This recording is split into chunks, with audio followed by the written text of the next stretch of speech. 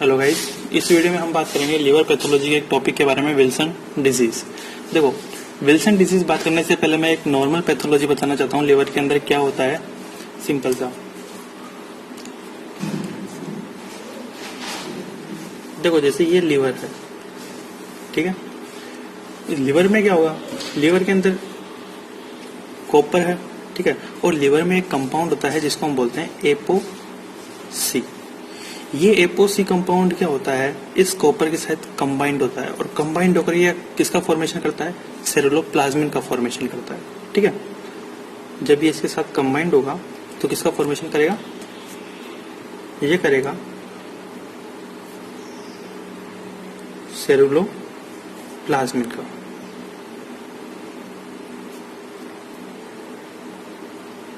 ठीक है। अब ये जो सेरुलोप्लाज्मिन है, ये सेरुलोप्लाज्मिन क्या होता है कि ये बाइल के थ्रू होता हुआ गट में पहुंचता है, ठीक है। बाइल के थ्रू होता हुआ किसमें पहुंचता है, गट में पहुंचता है। और गट से होकर के कहाँ जाता है, ये जाता है हमारे सर्कुलेशन में। देखो, ये चीज होती है नॉर्मल प्रोसेस में। पर क्या होता है, अगर मैं बात करता हूँ विल्सन डिजीज के बारे में, किसके बारे में, विल्सन डिजीज के बारे में अगर मैं बात करता हूँ तो उसमें क्या होता है कि देखो, विल्सन डिजीज पहली बात तो ये क्या है, ये एक ऑटोसोमल रिसेसिव डिसऑर्डर है। क्या है, ऑटोसोमल रिसेसिव डिसऑर्डर।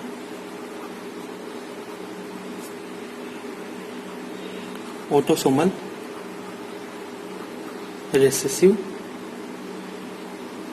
डिसऑर्डर है, ठीक है।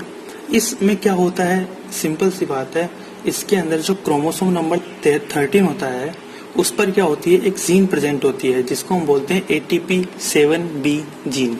ये जो ATP7B जीन होती है, ये ATP7B जीन इस सेरुलोप्लाज्मिन के फॉर्मेशन के टाइम पे, इन दोनों के कॉम्बिनेशन से इसका फॉर्मेशन होता है। तो इस टाइम पे क्या होती है, रेस्पॉन्सिबल होती है सेरुलोप्लाज्मिन के फॉर्मेशन में। तो होता क्या है, मैं यहाँ पे लिख देता हूँ कि इसके अंदर जो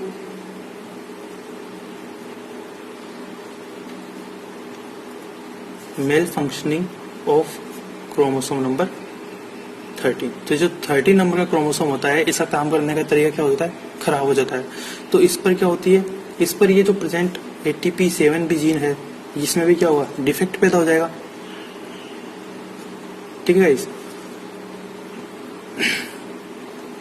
अब देखो, अगर इस जीन में डिफेक्ट पैदा हो गया तो ये सेरुलोप्लाज्मिन का फॉर्मेशन नहीं होगा, और अगर सेरुलोप्लाज्मिन का फॉर्मेशन नहीं होगा, copper will not be converted into the ceruloplasmin, ठीक है। अब जब ये कन्वर्ट नहीं होगा तो कॉपर की कंसंट्रेशन क्या होगी, बढ़ जाएगी, ठीक है। जब कॉपर की कंसंट्रेशन बढ़ जाएगी सर्कुलेशन में, तो कॉपर जो होगा वो ब्लड के थ्रू होता हुआ कई सारे ऑर्गन्स में क्या होगा, डिपॉजिट हो जाएगा, ठीक है। तो ये क्या आएगा, कम्स इनटू द सर्कुलेशन। और जब ये सर्कुलेशन में आएगा तो इसके थ्रू होता हुआ क्या होगा, ये डिपॉजिट हो जाएगा ऑर्गन्स में, ठीक है। ऑर्गन्स में क्या होगा, कई सारे ऑर्गन्स में डिपॉजिट हो जाएगा। ये होता है विल्सन डिजीज। मतलब ये क्या, इसकी पैथोलॉजी, इसमें क्या क्या होता है, ये बात होती है।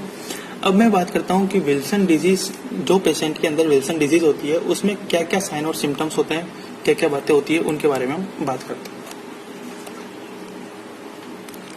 तो जिस पेशेंट में ये विल्सन डिजीज होती है उसमें क्या क्या होता है, पेशेंट कैन बी हैविंग, देखो उसमें क्या क्या बातें हो सकती है, मैं बताता हूँ। पहली बात, उस पेशेंट को लिवर डैमेज की कंडीशन, उस पेशेंट में लिवर डैमेज की कंडीशन पैदा हो सकती है, ठीक है। मतलब उसमें क्या है, लिवर सिरोसिस और जो लिवर कैंसर है, ठीक है, उनके होने की संभावना ज्यादा होती है, या वो हो सकते हैं, ठीक है। तो लिवर डैमेज और किसकी वजह से, सिरोसिस और कैंसर, लिवर का कैंसर, ठीक है, इनकी कंडीशन की संभावना ज्यादा होती है। इस डिजीज में पेशेंट के जो CNS होता है, सेंट्रल नर्वस सिस्टम, उसमें भी डैमेज हो सकता है, ठीक है। Damage in CNS। अब देखो कैसे, मेनली कौन से पार्ट में डैमेज होता है, मेनली होता है ये बेसल गैंग्लिया वाले पार्ट में, ठीक है। तो बेसल गैंग्लिया वाले पार्ट में डैमेज हो सकता है।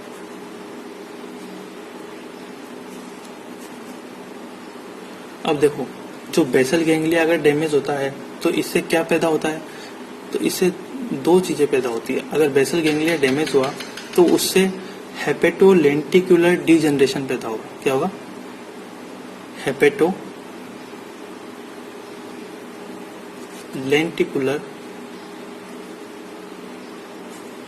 डीजनरेशन हो सकता है। और इसकी वजह से दूसरी चीज और हो सकती है जिसको हम बोलते हैं पार्किंसोनिज्म, उसकी कंडीशंस भी पैदा हो सकती है, ठीक है। पार्किंसोनिज्म की कंडीशन पैदा हो सकती है, ठीक है। तो ये आपके जो है CNS के अंदर बात आई।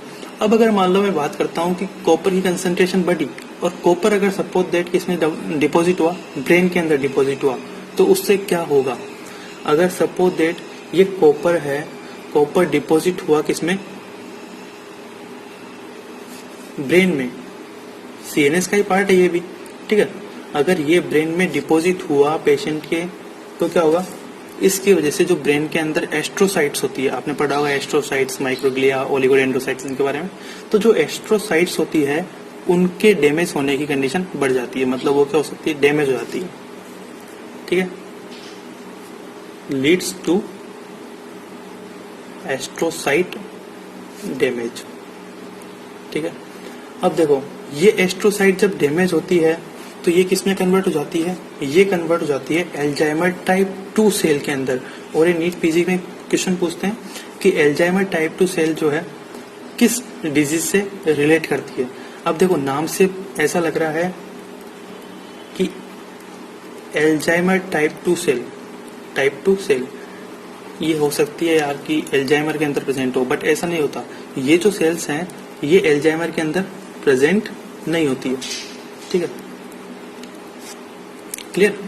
ये जो सेल्स होती है ये सेल एल्जाइमर में प्रेजेंट नहीं होती है, ध्यान रखना है, not present in Alzheimer disease, clear. तो किस में प्रेजेंट होती है, तो ये जो सेल्स होती है ये एक तो बताया मैंने कौन सा, विल्सन डिजीज में प्रेजेंट होती है, ठीक है।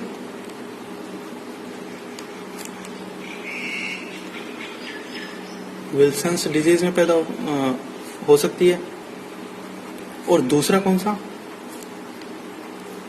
ये हो सकती है प्रेजेंट इन हाइपर अमोनेमिया, ठीक है। इसमें हो सकती है हाइपर अमोनेमिया में ये कंडीशंस पैदा होने की संभावना हो सकती है, हाइपर अमोनीमिया, ठीक है, जो कि क्या है, क्रोनिक लिवर डिजीज है।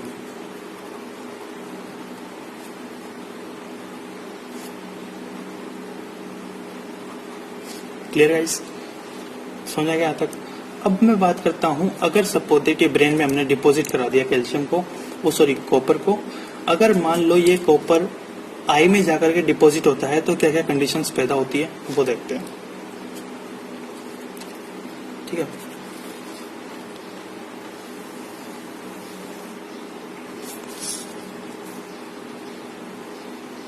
अगर मान लो आई में हुआ copper deposit,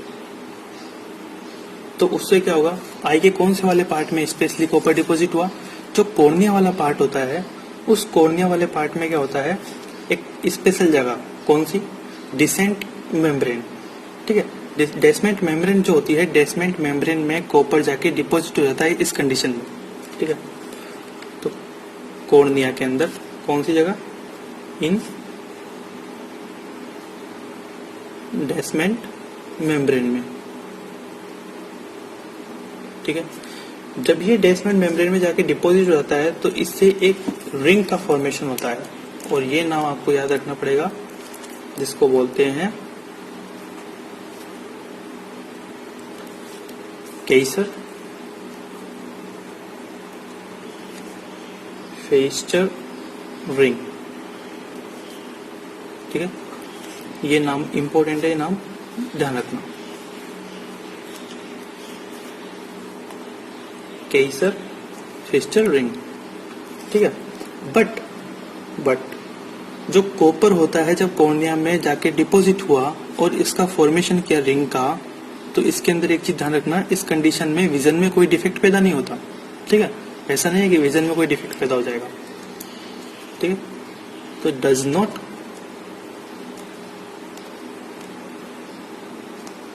defect in vision, इस कंडीशन में विजन में कोई भी डिफेक्ट पैदा नहीं होता है। बट अगर सपोज दैट इसकी वजह से एक कंडीशन और पैदा हो सकती है आंख में, आई में, वो है कौन सी? कैटरेक्ट की। और कैटरेक्ट भी कौन सी शेप का प्रेजेंट होता है? कैटरेक्ट भी सनफ्लावर की तरह हो सकता है, तो जिसको बोलते हैं सनफ्लावर कैटरेक्ट लाइक कंडीशंस पैदा हो सकती है, ठीक है। तो सनफ्लावर कैटरेक्ट पैदा हो सकता है। अब अगर मान लो आपको पता है यार कैटरेक्ट अगर किसी पेशेंट की होता है तो उसकी विजन में भी डिफेक्ट हो जाता है और जो लेंस की ओपेसिटी है वो भी क्या होती है? चेंजेस हो जाती है, ठीक है।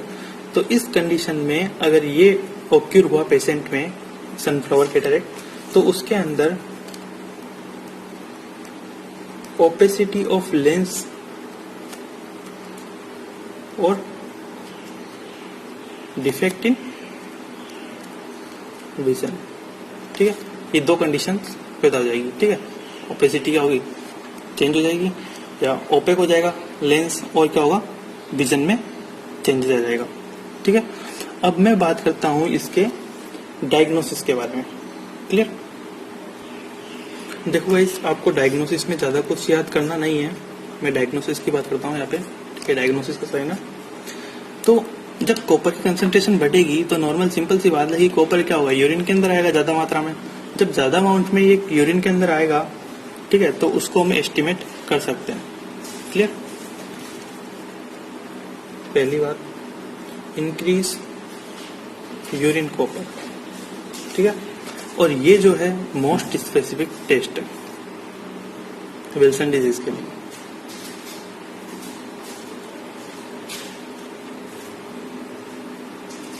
क्लियर। दूसरी बात, अगर ये डिजीज किसी पेशेंट को है तो हम उसको कैसे डायग्नोस कर सकते हैं? उसको हम, जैसे लीवर होता है, ठीक है, तो लीवर के अंदर जो लीवर का ड्राई सब्सटेंस है, ठीक है, मतलब ड्राई लीवर सब्सटेंस है, उसके अंदर हम कॉपर के कंटेंट को चेक करके भी क्या कर सकते हैं? इसका डायग्नोसिस कर सकते हैं इस डिजीज का।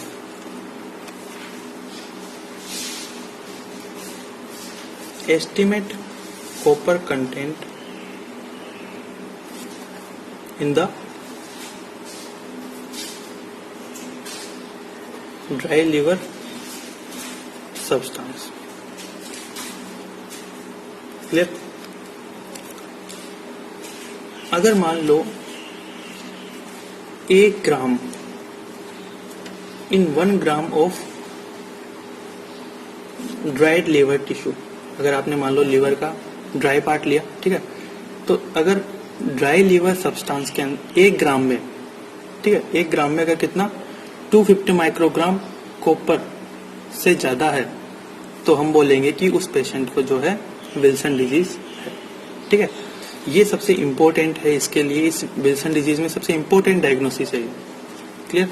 1 gram of dried liver tissue में अगर कितना है 250 माइक्रोग्राम कॉपर, ठीक है, 250 माइक्रोग्राम कॉपर या इससे ज्यादा अमाउंट है कॉपर का, तो हम बोलेंगे विल्सन डिजीज है। ये सबसे इंपॉर्टेंट है इसका डायग्नोसिस। और इसके अंदर एक चीज ध्यान रखना कि जो ये विल्सन डिजीज होती है, इसके अंदर ये फिक्स नहीं होता कि जो सीरम कॉपर होता है उसका अमाउंट बढ़ता है या घटता है। वो बढ़ भी सकता है, घट भी सकता है, और नॉर्मल कंडीशन में भी रह सकता है। तो serum copper level can be increased, can be decreased and can be remain normal, ठीक है। ये आपके डायग्नोसिस के 3 पार्ट। अब मैं बात करता हूँ इसके अंदर कि जो ये डिजीज होती है, इस डिजीज का ट्रीटमेंट कैसे करते हैं।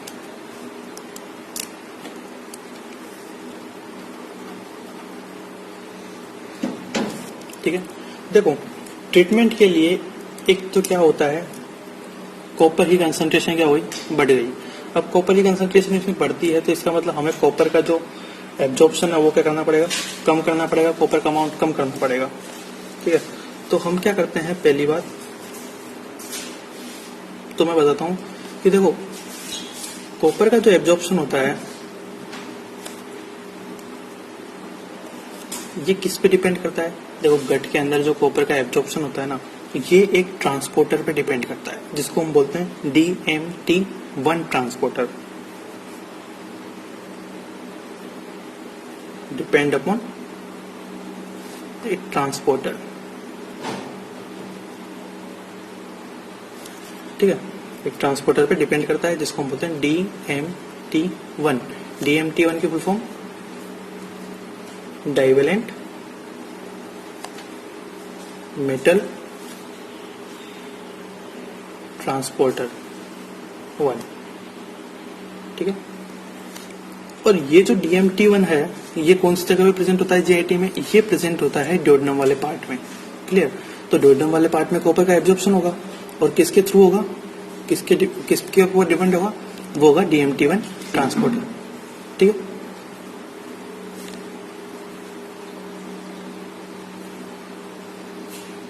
Present in duodenum. अब अगर सपोज दैट हम पेशेंट को क्या करते हैं, अगर हम पेशेंट को जिंक प्रोवाइड कराते हैं तो ध्यान रखना कि ये जो DMT1 ट्रांसपोर्टर होता है इसकी एफिनिटी जिंक के लिए क्या होती है, ज्यादा होती है। तो ये कॉपर का एब्जॉर्प्शन क्या कर देता है, कम कर देता है और जिंक का होने लग जाएगा, कॉपर का एब्जॉर्प्शन कम हो जाएगा और कॉपर जो होगा वो क्या होगा, सीधा बॉडी से फिर बाहर चला जाएगा। ठीक है, मतलब एब्जॉर्ब ही नहीं होगा वो। तो इसके लिए हम क्या करते हैं,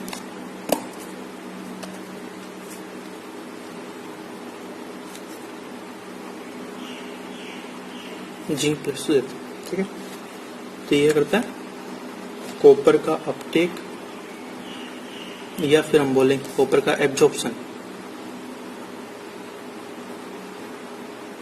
वो क्या करते हैं, कम कर देता है। ठीक है, क्यों, क्योंकि इसकी जो एफिनिटी होती है किसके लिए, DMT1 के लिए, वो क्या होती है, ज्यादा होती है कंपेयर टू कॉपर।